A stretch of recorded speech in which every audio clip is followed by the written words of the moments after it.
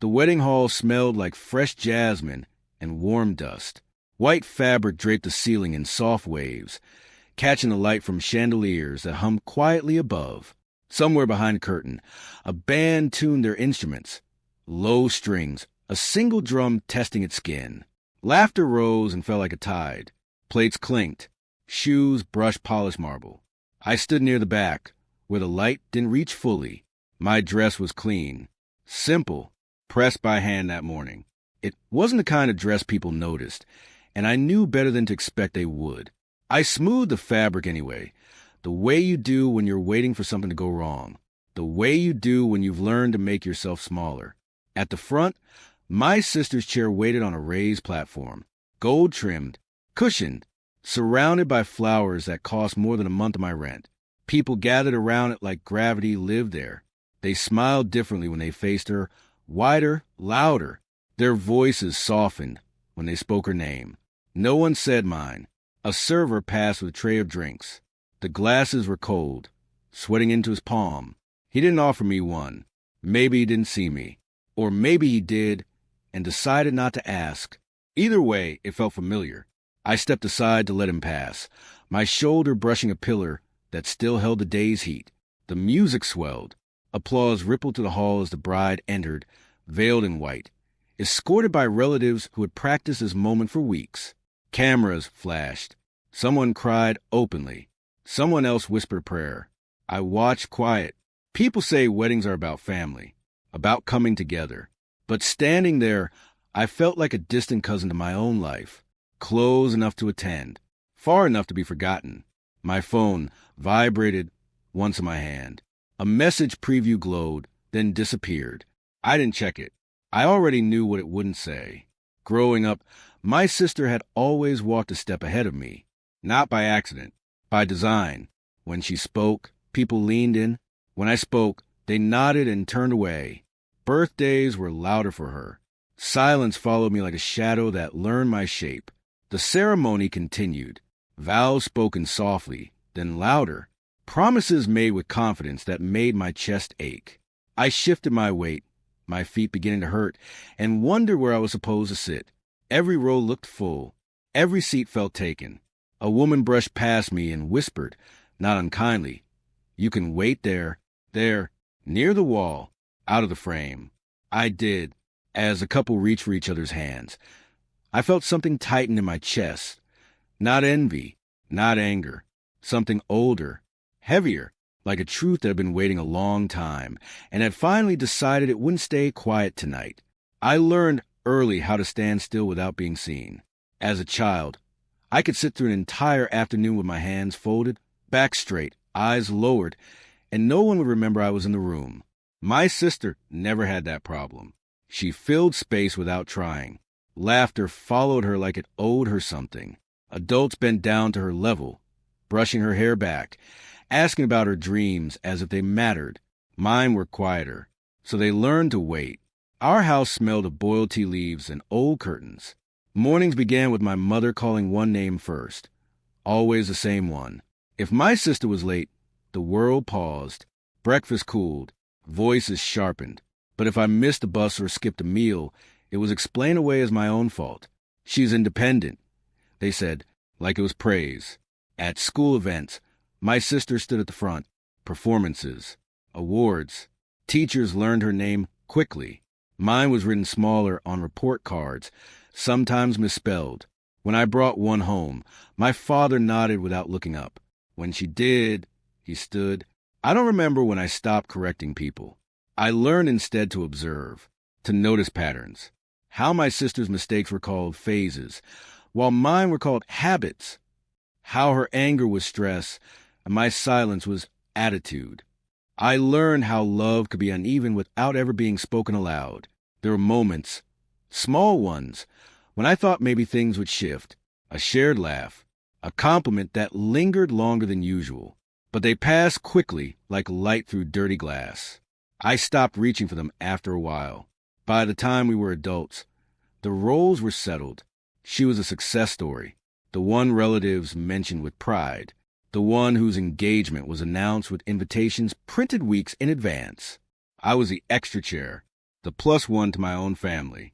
Standing in the wedding hall now, I felt those years stacked inside me.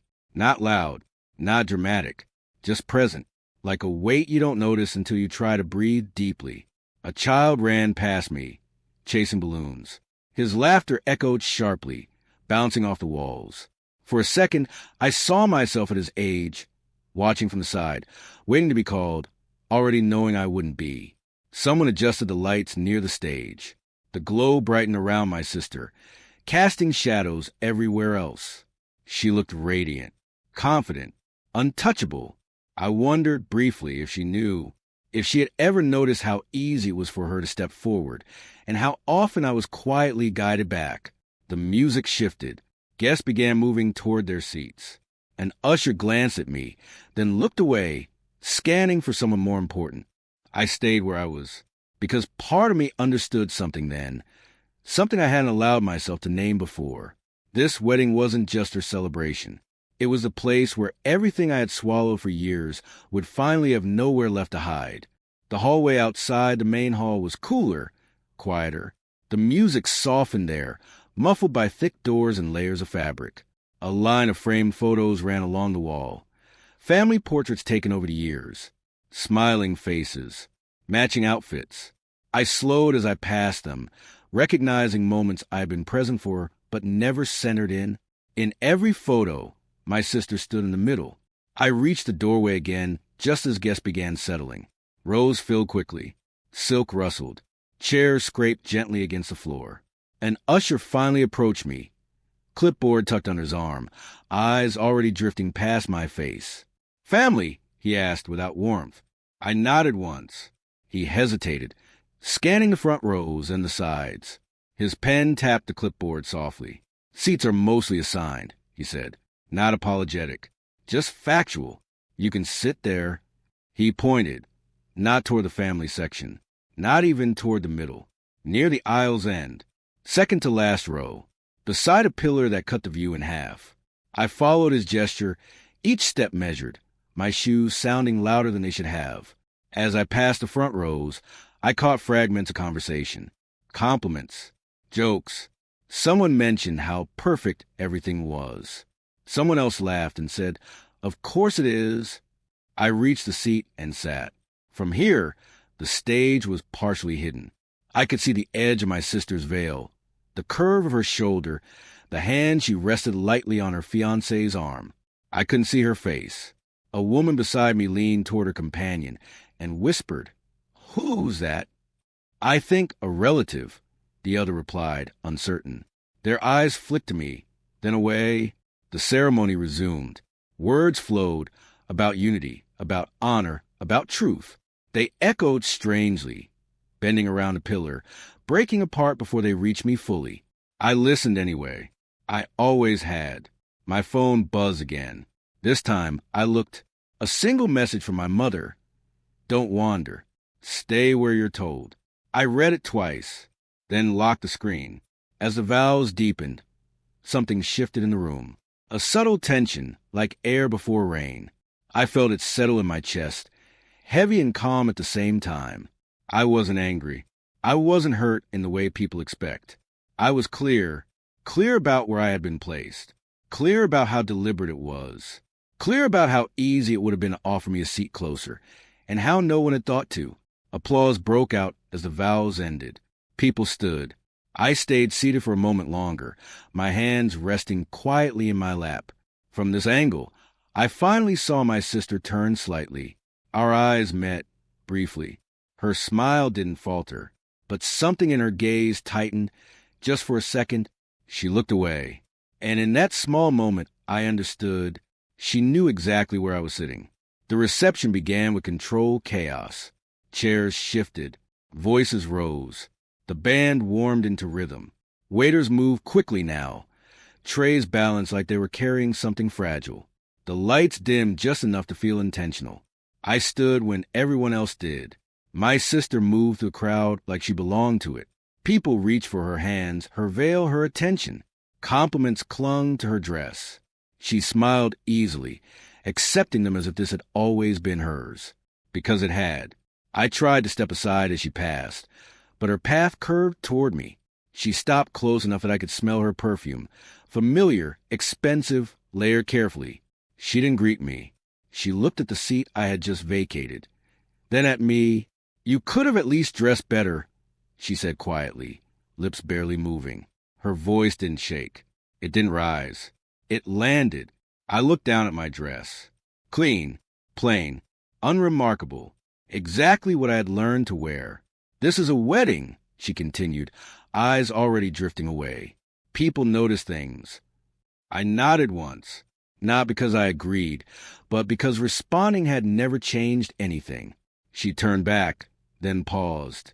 "Also," she added, softer now, almost kind, "don't make the day about you. Just stay out of the way." Then she smiled again and rejoined the crowd. I stood there, the music swelling around me, my hands suddenly cold. Around us, people laughed. Glasses clinked. Someone called her name, loud and joyful. I walked toward the hallway, away from the noise, away from the lights. The air there felt heavier, unmoving. I leaned against the wall and closed my eyes for a second, not to cry. I didn't feel like crying. I felt something else. A tightening, a line being drawn. Footsteps approached. My sister again, this time alone. "You know," she said, folding her arms, "people ask questions when you stand there looking like that." She tilted her head. "It makes things awkward." I opened my eyes and met her gaze fully. "Awkward for who?" I asked. She blinked, just once, then laughed lightly. "Don't start," she said. "I've had a long day." "So had I, for years." She stepped closer. "You've always been sensitive," she added, voice sharpening. "Always thinking things mean more than they do." I thought of the seat, the message, the photos, the way she'd known exactly where I was sitting. "I'm just asking you to behave," she finished, "like you always do." Something settled in me then. Not anger, not fear. Decision. I stepped past her, calm, steady, leaving her mid-sentence. Behind me, she called my name once, then quieter, then not at all. And as I walked back toward the hall, I realized this wasn't my breaking point. It was my turning point. I returned to my seat slowly, deliberately, as if nothing had happened. The chair waited where it had been placed for me, partially hidden, slightly tilted toward the wall. I sat down and folded my hands again. Old habits don't leave easily. The band began a softer melody. Lights shifted warmer. Guests leaned closer to one another, voices lowering into private conversations. From the corner of my eye, I saw my sister laugh loudly, head tilted back, drawing attention without effort. She didn't look in my direction again. That was fine. Inside me, something had already moved. Not loudly, not suddenly, like a door closing without a sound. For years, I had reacted, adjusted, explained myself in ways no one asked for. Tonight, for the first time, I didn't feel the urge to fix anything. I didn't need to prove how kind I was, or how understanding, or how invisible I could be. I only needed to stay. My phone rested in my palm, warm now. I opened the message thread I had avoided all evening. A name stared back at me, one I hadn't spoken aloud in years. Below it, a draft message sat unsent, written weeks ago, then erased, then rewritten again. I didn't open it. Not yet. Across the room, the MC tapped the microphone. His voice echoed as he announced the next part of the evening. A gift presentation. Laughter followed. A few cheers. The word surprise floated through the air. I felt a strange calm, because I had brought a gift too. It wasn't wrapped in silk. It didn't glitter under the lights. No one would photograph it for social media. It sat quietly where it had always been, inside a memory I carried alone. I remember the day I realized my sister didn't just benefit from the imbalance between us. She used it. The thought passed in me like a shadow, brief but unmistakable. I looked down at my hands, steady, not shaking, not clenched. At the front, my sister accepted gifts with practiced gratitude. Each smile landed perfectly. Each thank you sounded rehearsed. People applauded, unaware of what had been building beneath the surface of this night. I caught her eye once more. She looked at me then, really looked, assessing, measuring, as if checking whether I would cause a problem. I gave her nothing. No expression, no reaction, just stillness. Her brow furrowed slightly. Then she turned away, satisfied. She shouldn't have been, because silence can be a pause or a warning. And tonight, mine was neither weakness nor surrender. It was preparation. There was a time, years ago, when I thought the way my sister treated me was accidental, a byproduct of attention she didn't ask for, a system that favored her, without her noticing.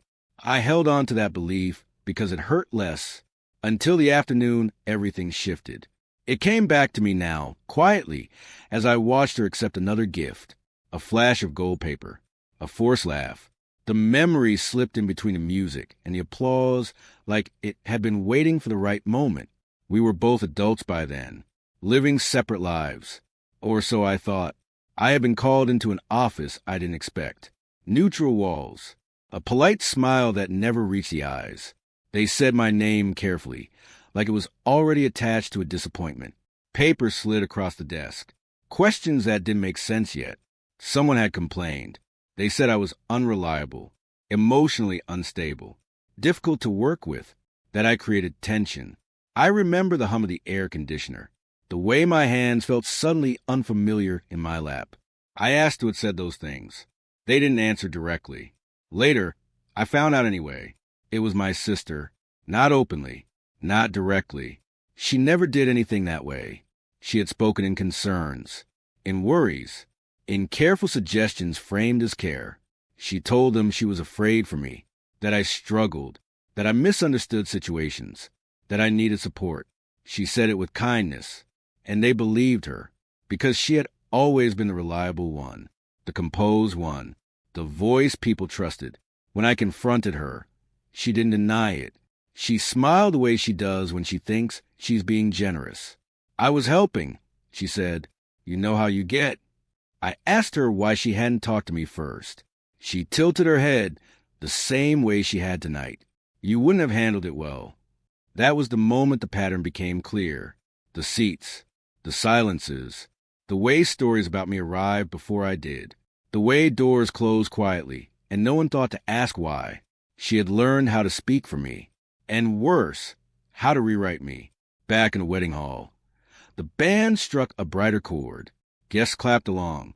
Someone called for another announcement. My sister stood taller, glowing in approval. I stayed seated, the memory settling fully now. This wasn't about jealousy, or rivalry, or old wounds refusing to heal. This was about truth being rearranged for convenience. And the thing about rearranged truth is this. It looks stable, until someone puts it back where it belongs. The gift table sat near the stage, crowded now. Boxes stacked on boxes, ribbons loosened, cards slipping free as hands moved too quickly to keep them in place. Gratitude became a blur, names forgotten, smiles reused. I waited. Timing matters when truth is quiet. When my turn came, no one announced my name. There was no pause in the music, just a small opening in the flow, a space people assumed would pass unnoticed. I stepped forward with something small in my hands. No wrapping paper, no bow, a simple envelope. The MC glanced at it, confused. Then at me. I gave a small nod. He hesitated, then handed it to my sister with a shrug, already turning back to crowd. She looked at the envelope like it had offended her. "What's this?" she asked, smiling tightly. "Just something for you," I said. She laughed lightly. "You could have at least wrapped it." "It's easier this way," I replied. People leaned in, curious but not invested. This was just another gift, another moment. She slid a finger under the flap, careful not to tear it. Her smile stayed in place as she scanned the first page. Then it paused. Not dropped, not broken. Paused. She glanced up quickly, scanning the room as if checking who was watching. Then back down. Her grip tightened just slightly. The paper made a soft sound as it bent. Inside the envelope were copies. Dates. Messages printed plainly. Statements written in her words. Concerned, gentle, precise. There was nothing dramatic about them. That was the point. Truth doesn't need decoration. Her fiancé leaned closer, whispering something. She shifted away, forcing a laugh, folding the papers once. "Later," she said to him. "It's nothing." But it wasn't nothing, because she knew what it was. And more importantly, she knew what it could become. I stepped back into the crowd without another word. No explanation. No accusation. I didn't need to say anything. The truth had been planted where it could no longer be ignored. Behind me, the music resumed its rhythm. Applause followed the next announcement. Life went on, briefly. I returned to my seat near the pillar and sat down. From there, I watched her carefully. The way her laughter came a beat too late. The way her eyes kept drifting back to the envelope now tucked against her side. The way her shoulders held tension they hadn't before. People didn't notice. But cracks don't announce themselves. They wait. I didn't stay long after that. The room felt louder, brighter, more crowded than before. Or maybe I was just more aware of how thin the air had become. I rose quietly, slipping past conversations that had nothing to do with me. No one stopped me. No one asked where I was going. That was fine. In the hallway, the framed photos watched as I passed again. Smiling faces frozen in carefully chosen moments. I paused once more, looking at one picture I hadn't noticed before, my sister and me as children. She stood in front. I stood half a step behind, hand on her shoulder, already learning the shape of my place. I didn't feel bitterness, just distance. Outside, the night air was cool and smelled faintly of rain. The city hummed beyond the venue walls. Cars passing, voices drifting, a life that didn't revolve around white dresses and polished promises. I breathed deeply, feeling something ease in my chest. My phone vibrated again. This time, it was from a number I didn't expect. "We need to talk," the message read. I didn't reply. I walked to the edge of the parking lot and stopped beneath a streetlight that flickered slightly, buzzing as if unsure of itself. The light painted everything in pale yellow, softening edges, hiding nothing. For the first time all evening, I smiled, not wide, not for anyone else, just enough, because the truth was already moving.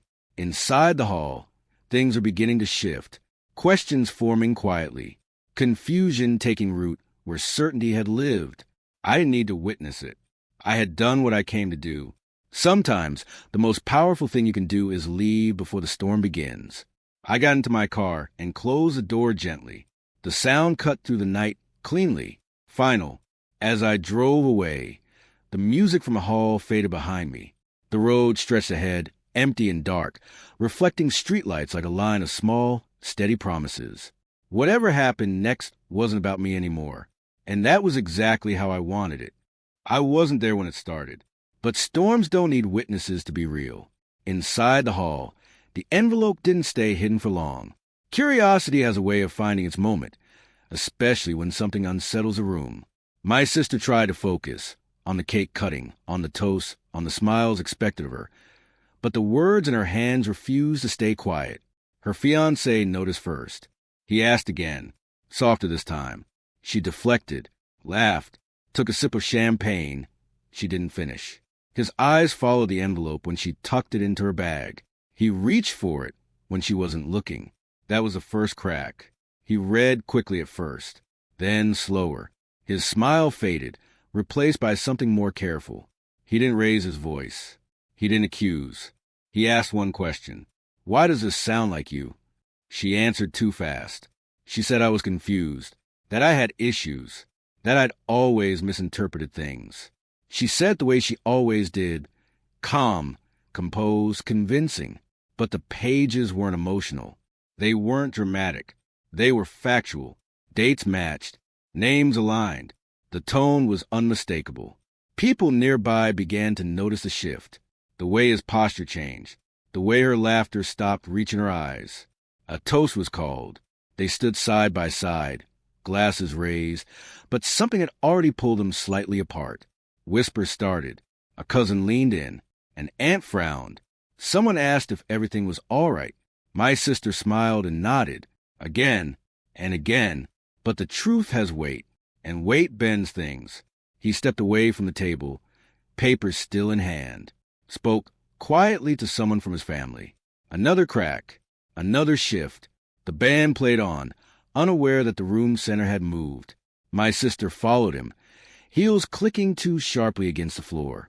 Her voice rose just enough to be noticed, not enough to cause a scene. Yet, outside in my car, I drove with the windows down. The air rushed in, cool and clean. I didn't know the details yet. I didn't need them, because once truth is seen, it doesn't need help spreading. It does that on its own. By the time the music stopped, the room already knew, not everything, not the full shape of it yet, but enough to feel the shift, the way joy thins when certainty cracks. Conversation slowed. Laughter landed unevenly. People watched my sister more closely now, not with admiration, but with calculation. Her fiancé returned to the table with a different face. Not angry, not embarrassed.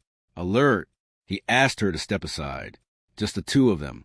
She hesitated, then followed, smile still fixed in place like it could hold everything together if she tried hard enough. They didn't go far, just beyond the stage. Close enough for people to pretend they weren't listening. His voice stayed low. Hers didn't. She said my name. Once. Then again. Louder. The words unstable and misunderstood floated into the open space.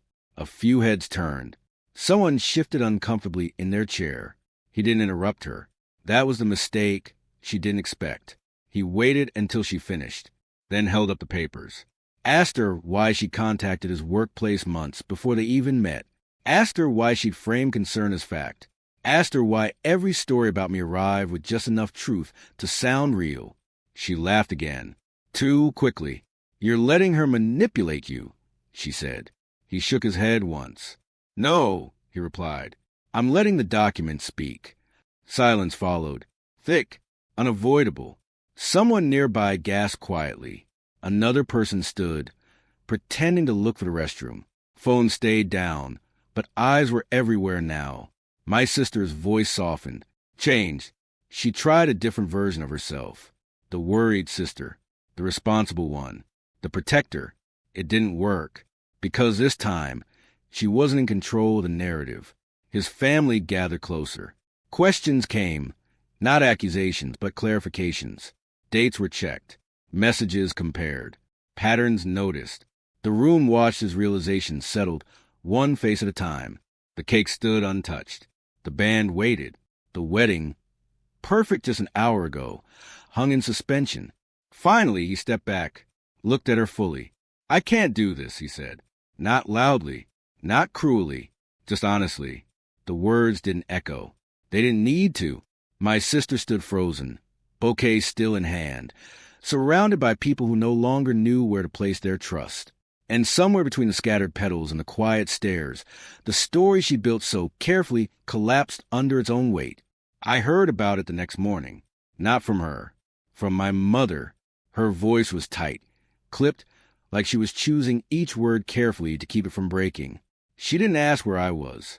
She didn't ask if I was okay. She asked one thing. What did you give your sister last night? I sat at my kitchen table, sunlight stretching slowly across the floor. The room smelled like coffee I hadn't touched yet. I let the question sit between us. Nothing that wasn't already hers, I said. Silence followed, long enough to hear her breathing change. They're saying things, she replied finally. People are confused. I thought of the years I had lived inside that confusion alone. They should be, I said. Later, more calls came. An aunt, a cousin, voices that had never made time for me before, now suddenly urgent. Some sounded apologetic. Others sounded defensive. A few asked carefully worded questions, as if afraid the truth might stain them too. I answered simply, calmly. I didn't explain more than necessary. I didn't need to, because the family was finally doing something it had never done before. Listening. My sister didn't call. That absence spoke louder than anything she could have said. By afternoon, the story had settled into its shape. The wedding had ended early. Guests had left quietly. The marriage was postponed, then canceled. Words like misunderstanding floated around, but they couldn't land anywhere solid. Too many pieces fit too well. That evening, my father came by. He stood in my doorway longer than necessary, hands clasped behind his back, like he was waiting for permission. His eyes move around my small apartment, taking in the details he'd never bothered to notice. "I didn't know," he said finally. I believed him. That didn't change anything. "I should have," he added. I nodded once. He left shortly after. No hugs. No apologies dressed up as excuses. Just the quiet weight of something acknowledged too late. And for the first time, I wasn't carrying it alone. Weeks passed. Quietly. No announcements. No confrontations. Just space, new and unfamiliar. The kind that feels empty at first, until you realize it isn't. I stopped waiting for my phone to ring. Mornings became slower. I learned the sound my apartment made when it was truly still. The way light moved across the wall in the afternoon. The way silence could feel like relief instead of rejection. My sister stayed away. Not dramatically. Not with apologies or explanations. She simply disappeared from my life the same way I had once faded from hers. The difference was I no longer chased the absence. One afternoon, I ran into someone who had attended the wedding. They hesitated when they saw me, smiled awkwardly, then said, "You seem lighter." I was, not because I'd won, not because she'd lost, but because the truth was no longer locked inside me. When people finally see you clearly, really see you, something strange happens.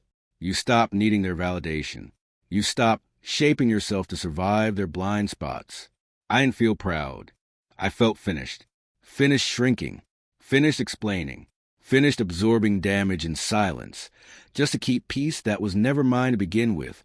I thought often about that seat near the pillar, about how it had felt to be placed there so deliberately, and how that place, meant to diminish me, became the exact point where everything changed. Because I didn't stand up and shout. I didn't demand justice. I let the truth speak in its own language. And it did. Healing wasn't loud either. It didn't arrive all at once. It showed up in small choices, what I tolerated, what I declined, where I no longer apologized. Some nights, I still remembered the old version of myself, the one who waited to be chosen, the one who thought kindness meant endurance. I was gentle with her. She did the best she could with what she knew. But I don't live there anymore. And maybe that's a real victory. Not being seen at last, but finally seeing yourself clearly enough to stop asking for permission to exist. So I'll ask you this. Have you ever been pushed to the edge of the room, only to realize that's where your truth was waiting all along?